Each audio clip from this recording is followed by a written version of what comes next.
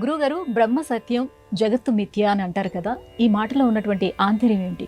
వాక్యార్థశ్చ విచార్యతాం శృతిమతః పక్షోను సంధీయతాం.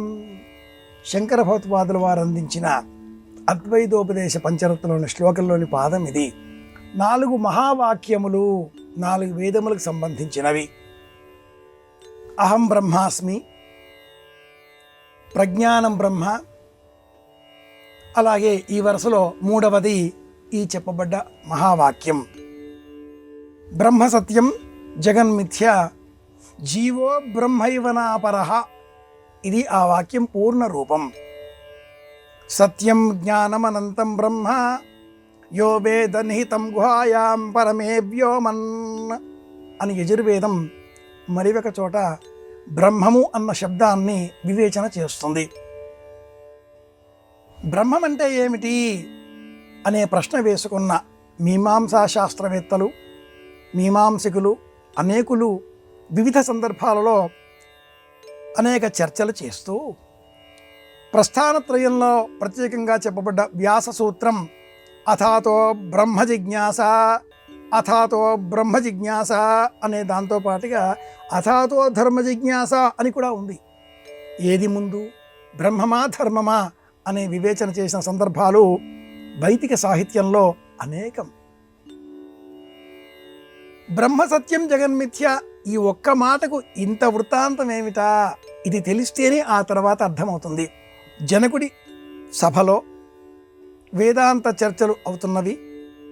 ఒక పండితుడు ఈ ప్రపంచమంతా కూడా మిథ్య, అసత్యం, జీవుడు దేవుడు రెండే నిత్యం నిజం, ప్రకృతి మిథ్య ఇలా వాదించే సమయంలో ఎవరో భటుడు వచ్చి ఒక గజం తప్పించుకున్నది, ఏనుగు తప్పించుకున్నది అంటూ అన్నాడు. అందరూ కకావికలై పరిగెత్తారు. పండితుడు పరిగెత్తాడు.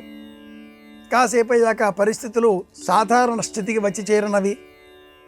పండితుడు మళ్ళీ ప్రారంభం చేశాడు. అప్పుడు ఏమైందంటే అంటూ మొదలు పెట్టగా జనకుల వారు అంతా మిథ్య అన్నప్పుడు మీరు ప్రయాణించడం ఎందుకు, పరిగెత్తడం ఎందుకు?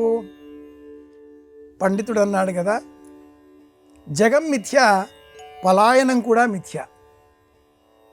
ఈ వాదానికి 2వ రూపం ఏమిటి అంటే పరమాత్ముడు ఏనుగు రూపంలో ఉన్నాడు, పరమాత్ముడు మావటివాడి రూపంలో ఉన్నాడు, పరమాత్ముడు ఆ భటుడి రూపంలో ఉన్నాడు, పరమాత్ముడు నాలోనూ కూడా ఉన్నాడు. కనుక ఒక పరమాత్ముడి వల్ల ప్రమాదం వస్తే మరొక పరమాత్ముడు పరిగెత్తాడు.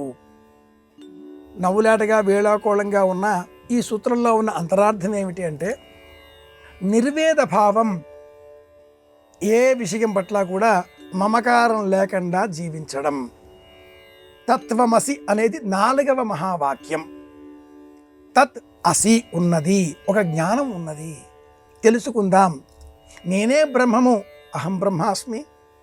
ప్రజ్ఞానం బ్రహ్మ, తెలివితేటలు బ్రహ్మము 2వది. అలాగే 3వది ఇందాక మనం చర్చ చేసిన వాక్య సముదాయం కాగా 4వది తత్వమసి. ఈ 4ంటికి మహావాక్యములు అని పేరు. నిరంతరం ఈ మహావాక్యములనే స్మరించాలి. ఆదిశంకరుల బోధ. ఎవరితో కూడా అనవసరంగా వాగ్వాదము చేయరాదు. ఎవరు ఏది చెప్పినా నిజమేనండి, మీ ఆలోచన మీ పక్షం నుంచి సరేనండి అనాలి. కానీ విభేదించి వాదించడం వల్ల ప్రయోజనం ఏమిటి? మనకు నష్టం కాకపోతే కనుక వాదించకూడదు, వినాలి, ఊరుకోవాలి. ఇంత జ్ఞానం ఈ మహావాక్యంలో ఉంది.